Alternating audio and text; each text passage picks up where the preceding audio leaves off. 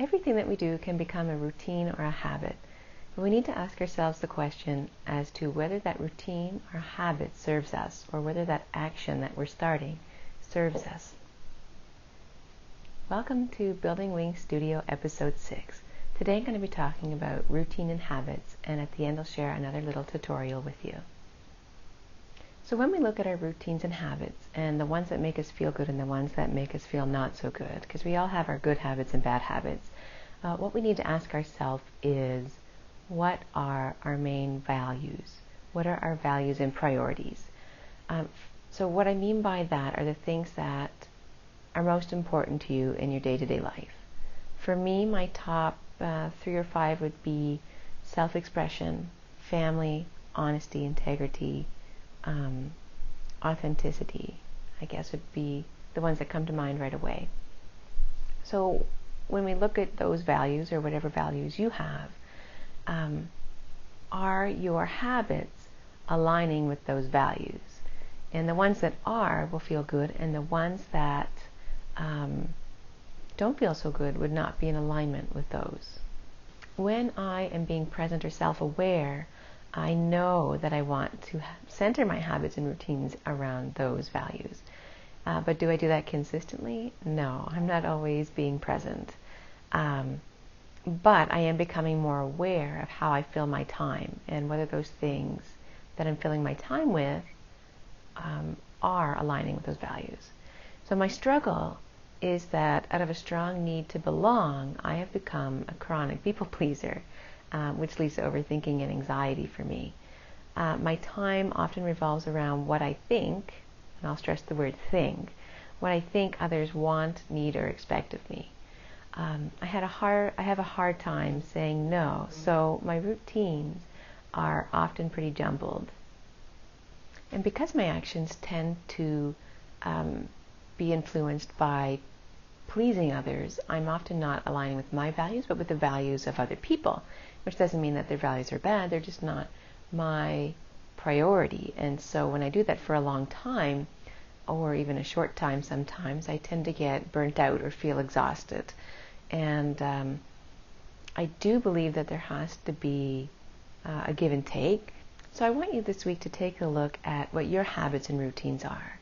Which one, take an assessment of your daily rhythm. What are the things that you're doing? What is filling your time? And do those things align with what you want to accomplish in the world? And what you want to accomplish in the world is in line with your values. If you haven't looked at maybe what your main values are, or what options there are, you can Google values, and there are tons and tons of lists that you can go through and pick. It can be quite difficult. You can go through and pick your top 20 and then narrow it down to 10 and then 5, and you could even go down to just one big one that you want to focus on and find your values that way. Often we have an idea of what our values are, but maybe we haven't gone far enough to label it. So that's one exercise you can do with your values, and then take an assessment of how you fill your time, and if those things are in alignment with your values. And if they are, great, continue. And if they're not, try and find a way to limit them, or start cutting back on those to make time for the things that actually do matter to you. I know for myself, one of the things that I find myself doing when I have the time to work on something of value to me, I start to scroll through Facebook or Instagram, and it's not being useful of my time. It's not that I'm going through and having communication with other people. It's just to mindlessly go through, and I can do that for hours. Same thing on Pinterest, or maybe for you it's watching things on Netflix. Not that you can't ever do that. Those are self-care too. But if we're doing it on a consistent basis, then it might not be something that's serving us. So what habits do you use to escape? And which ones are happening consistently, and which ones can you come back on so that you can have the time to work on the things that matter? I know a few years ago, one thing that was big for me was finding online courses and art courses, and I was, instead of focusing on just one, I was purchasing a lot because I was inspired by all of them, and I wanted to learn from everybody. And then I was finding I was getting overwhelmed by not finishing them, or not having time to work on my own things. So now I really limit myself. I have a set of questions that I ask myself before I purchase. an online course to make sure that it's in line with who I want to be and what I want to do, and is it going to help me to grow. So instead of being a collector of these things, I'm being more conscious of them. Another question you can ask yourself are, what are the things that light you up? What are the things that make you feel good mentally and physically? And then you can tie those into your values. Because if things make you feel good, then those are probably the values that you have.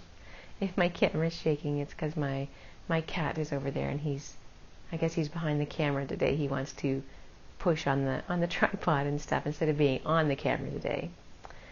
So let's see. So those could be things like going to the gym, reading, learning, being with family, quality time. How can you fit more of that in and remove others, I guess, is the big question for this week. So for today, I'm going to focus on creativity and self-expression and how I set myself up for success there. When I started out creating art, I was pretty sporadic. Actually, it was almost non-existent for many, many years. When I did finally make it a priority, I would be sitting on the couch with a pencil and maybe some pencil crayons and a little bit of watercolors. And I would just kind of play around. And eventually that became more consistent, and I wanted to grow. I wanted more space. So my space became a countertop that I have downstairs.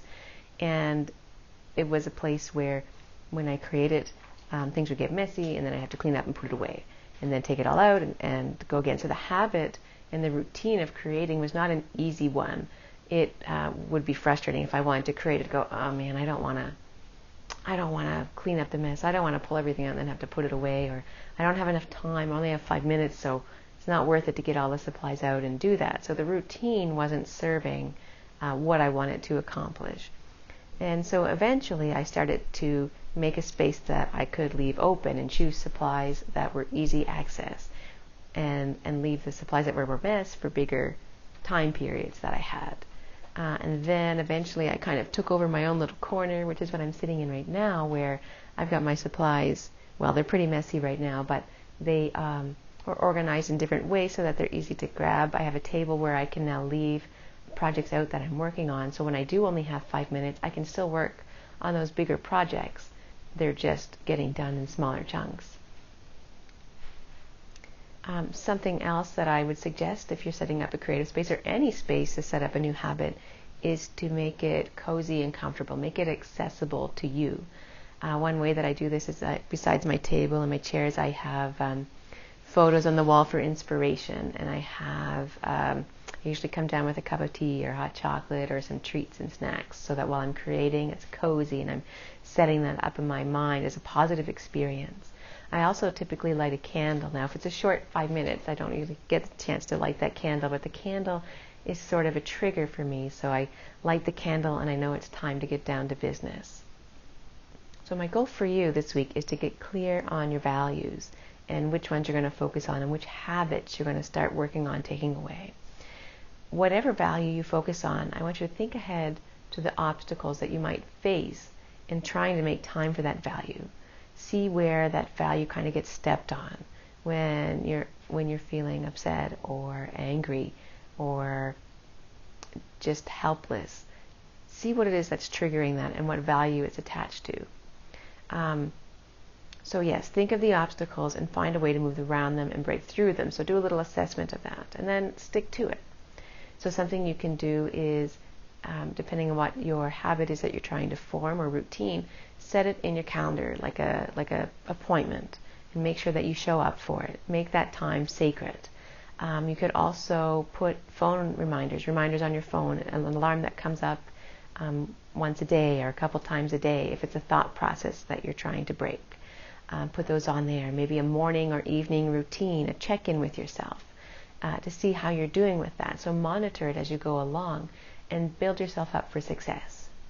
So I hope you enjoyed this little talk on routines, and I hope you enjoy this week's tutorial. And until next time, be inspired.